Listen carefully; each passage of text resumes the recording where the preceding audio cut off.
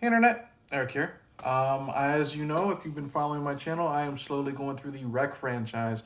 I've so far discussed part one and two, the original Spanish films. And as of this recording, I literally just finished Wreck 3 Genesis. That's what I'm talking about today. If you're new to my channel, welcome. I discuss plot spoilers, specific scenes, what have you. Basic plot of this one takes place a little before and during the events of Rec 1 and 2. And we are following, does it say their name? We are following Clara and, how do you pronounce this? And Coldo's wedding. Okay, it starts out, it's their wedding reception. One of the uncles gets bit by a dog at a vet. If you remember your history, there was a dog that was at the vet. I think it was the dog that belonged to the infected little girl, Jennifer, from part one. He gets bit, he gets infected, he starts biting people, and basically the first 2/3 of the film is Clara and how do you pronounce Coldo trying to reunite with each other because they are separated as shit goes down. It's them trying to reunite together, survive the night, and survive the outbreak. Um, this one is really fucking good too. First off, I really like, again, the two lead characters, the couple, the wife, the actress who plays Clara. Really like her. We don't really get to see too much of her until I guess you'd say, the second act, because she is separated from Coldo. But I really like her when we get to know her. She is like, the characters are great. She is really good at first off wanting to reunite with her husband. She how do I say this? They try to make her into a badass in a few scenes with the chainsaw, but they're not trying to make her Ellen Ripley. Okay, they're not trying to make her Sarah Connor. She is just a woman trying to survive the night with a bunch of infected monsters, trying to eat her flesh, I guess you would say. Really good. The actor who plays the husband, Coldo, really like him too. And he's the same. He's just trying to reunite with his wife. He wants to reunite with the woman he just married, the woman he loves, um, rescue her, and get to safety. So you really like these characters. They have great chemistry when we first meet them. What I like about this film is it's not all found footage. It's an hour and 20 something minutes, maybe 20 something minutes total of found footage, or I guess you'd say footage from the wedding reception, stuff like that. They have great chemistry together. It's fun seeing them together. They get married. They're having fun at the wedding reception, dancing, all that fun stuff. And then you buy their love when they're reunited. When they're reunited, they find each other. That's a fist pumping moment. I love it. And you really want these two to survive the night. Great performances. Other characters, there are some, well, they're kind of spaced out because they get taken out pretty quick. We have, I guess you'd say, the best friend of Coldo, Coldor, Coldo, however you pronounce it. He's just there to, he's like a wedding crasher. He's there to bang one of the bridesmaids type of thing. But he's a likable character. He's not an over the top douchebag like you would think the wedding crashers are, or someone like Stifler. He's very likable. And when he is with Clara and they're trying to get to safety, you really like him. You know what I mean? I kept thinking in my mind, because of all the fucking movies I've seen, that he's going to try to put the moves on her. No. Great character. The other characters are just kind of there. We have a priest who's there. He's good, but he's there. You have the cameraman who has a sad death. He's there, like the wedding cameraman. I guess you would say, the real big guy. He's there.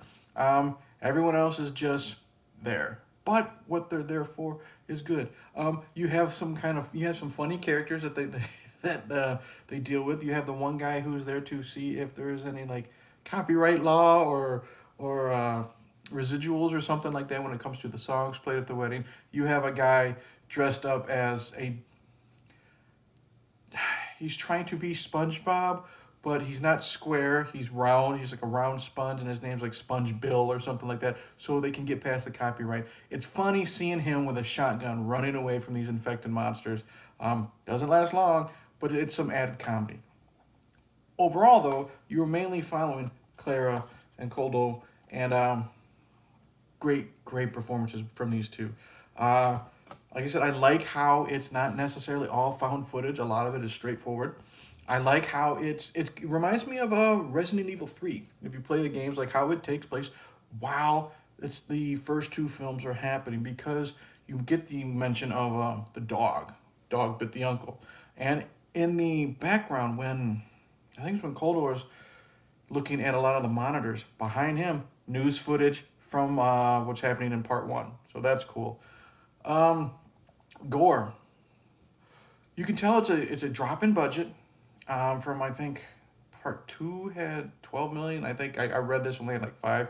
You can tell the gore is good for the most part. We get a lot of neck bites. We get a tongue bitten out.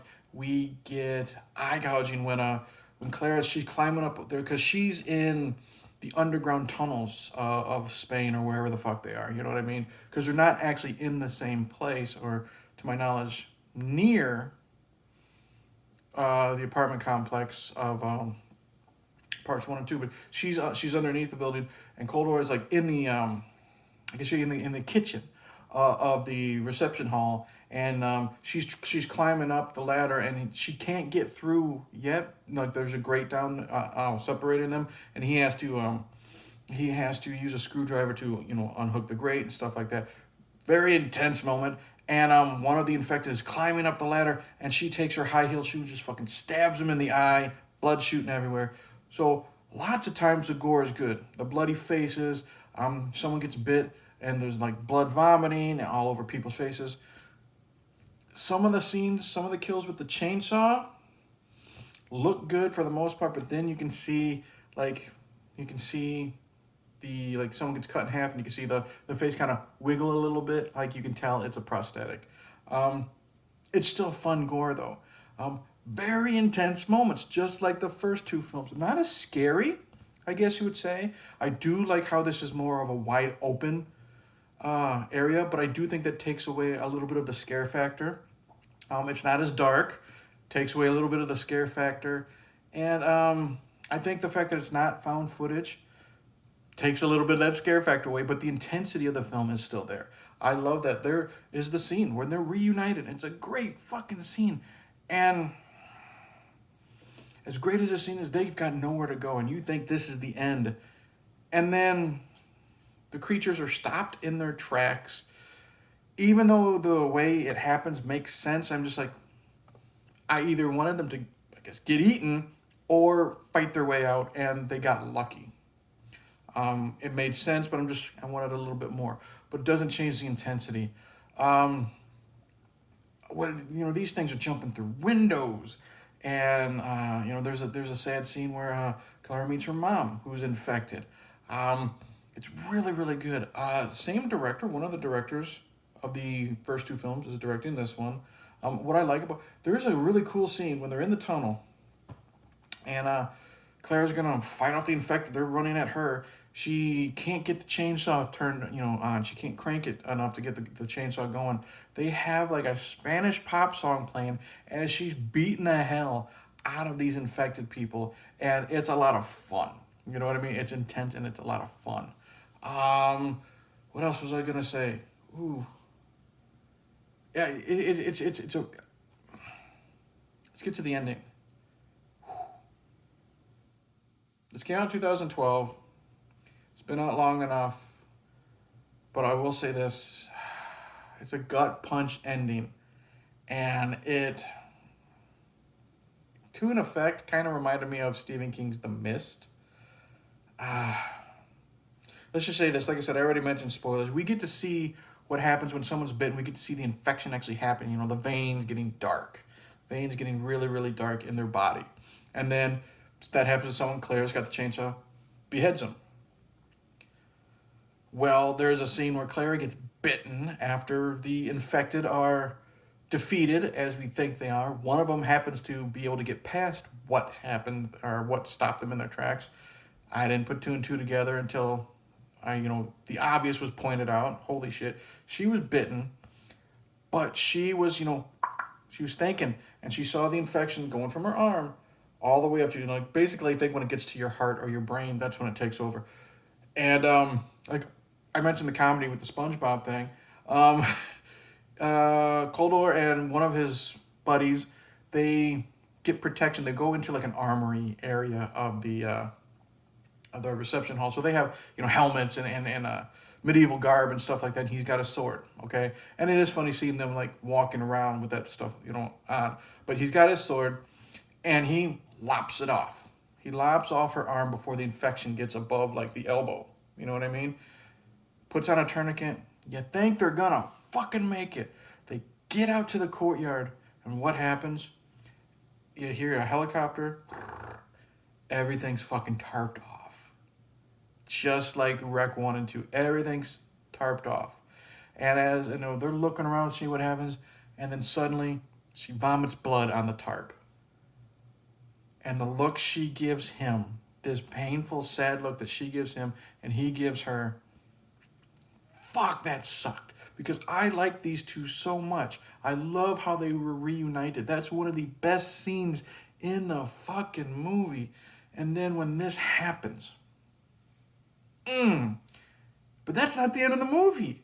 He picks her up as she's infected, and she's crying. The eyes are turning. She's not 100% monstrous yet, I guess you would say. He picks her up like he's carrying her over the threshold, walks down that long fucking plastic tube that from like ET, when it's like going from one place to another to keep all the germs out, and he walks out, and he got, to a lesser extent, the FBI there. You know what I mean?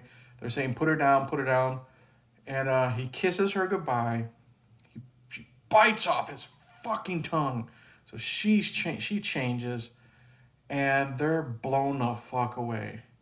And it's, some people might think this is cheesy and stupid. The last shot we see is them holding each other's hands. Gut punch of an ending. This movie was great. Did I like it as much as 1 and 2? Probably not, only because the fear factor was taken away. The fear factor was taken away, like I said. As much as I appreciate the fact that it wasn't found footage, I guess it'll make the scares less personal. Great lead characters, very good gore, gut punch of an ending. We need that. How the infected were defeated, like I said, it makes sense because of, I won't say how, I'll let you decide, for yourselves. It makes sense because we know that this is a type of demonic possession. But that notwithstanding, I highly, highly, highly recommend Rec 3. Great callbacks to the first two movies, or at least the first one, so you know the time frame. Highly recommend this one. So that's it. Thank you for watching. Like and subscribe. Comment below. Click the bell. Comment below. Tell me what you think. Did you like this movie? Because everyone keeps telling me they start to really go down in quality. Well, there's only 4 original films. So far, the first 2 are 5 stars for me. This is maybe like a 4.5. And I hate rating movies on my fucking channel. Highly recommend this one. Tell me what you think in the comments below. Don't know what else to say. Got Rec 4 coming up next. Then the 2 quarantine films. And then I have no idea what I got planned, but we're going to keep rocking. Cheers.